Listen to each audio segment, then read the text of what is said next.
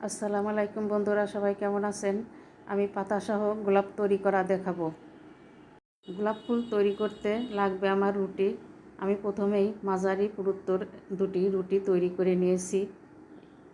এই রুটিতে আমি এখন একটা চিরুনি দিয়ে ডিজাইন উঠিয়ে নিচ্ছি। যে রুটির 3 সাইডে আমি চিরুনি দিয়ে ডিজাইন করে নিয়েছি। এখন একটা চাকুর সাহায্যে আমি 3 সাইডটা কেটে নিব।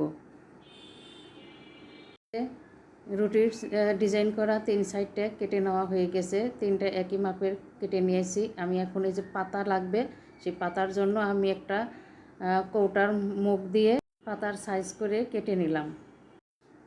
3টা পাতা লাগবে, সেজন্য আমি 3টা পাতাই কেটে নিয়েছি একই মাপের।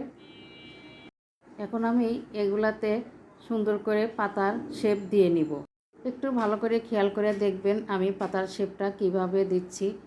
এটা বানানো কোনো ব্যাপার না, যে কেউ বানাতে পারবে। একটু খেয়াল করে দেখলেই পেরে যাবেন। এই যে দেখেন আমার পাতা হয়ে গেছে। আমি 3টে পাতাই একইভাবে বানিয়ে নিয়েছি।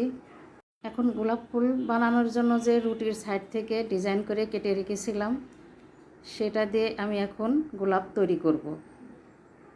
সামান্য পানি লাগিয়ে 3টাই একটার সাথে একটা জয়েন দিয়ে দিয়েছি। এখন এভাবে মুড়িয়ে নিলেই হয়ে যাবে গোলাপ তৈরি।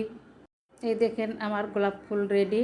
আমি পাপড়িগুলো আরেকটু আঙ্গুলের সাহায্যে ছড়িয়ে দিচ্ছি, দেখতে আরও ভালো লাগবে।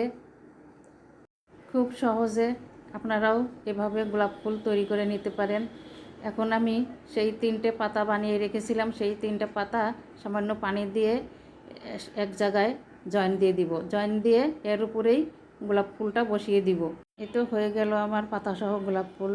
এই গোলাপ ফুল তৈরি করা ভিডিওটা যদি আপনাদের এতটুকু ভালো লেগে থাকে, লাইক কমেন্ট শেয়ার দিয়ে পাশে থাকবেন। আল্লাহ হাফেজ।